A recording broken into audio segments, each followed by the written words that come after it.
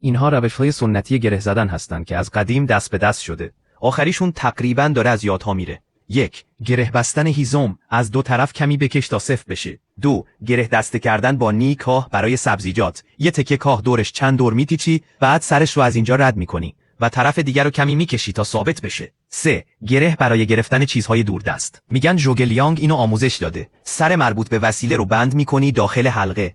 جای تنابو تنظیم میکنی، بعد دو سر رو میگیری و میتونی راحت چیزی رو بالا بیاری. 4. یه گرهی که مادر بزرگم بهم یاد داد. میگفت اگه این روش رو یاد بگیری، هر چیزی هم میتونیش ببندی. هر شیشه یا ظرفی رو میشه باهاش حمل کرد. 5. گره پایبندی که عمویم یاد داده. چه برای پارچه باشه، چه برای میخ چادر، با کشیدن محکمتر میشه و محکم میسته. 6. گره پیچه گرفتن که خالم بلد بوده. تو زمستون دور دسته دوچرخه میبست برای گرم نگه داشتن و جلوگیری از لیز خوردن. برای دسته‌های لیز یا کوچک خونه هم خیلی کاربردیه. نکته عملی و خوبیه. 7. برای بستن کیسه‌های کوتاه، اگه دهانه کیسه کوتاه بستن سخته، کیسه رو بذار روی تناب رو دور کیسه بپیچ و یه حلقه بساز. تناب رو سفت کن و پایین بکش. کیسه خودش خوب بسته میشه. 8. گره جمع کردن ابزار از پدر بزرگم. تناب رو چند تا حلقه میکشی، دو سر رو از هم رد میکنی، سفت میکنی و آویزون میکنی. مرتب و جاگیر نیست.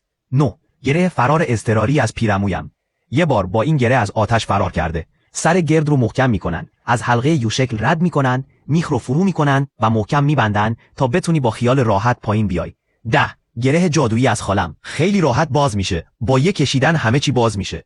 11. گره پله‌ای تنابی از عمویم. تکنیک کهن، قبلا برای کوهنوردی استفاده میشد. حالا خالم ازش برای کارهای تزئینی استفاده میکنه.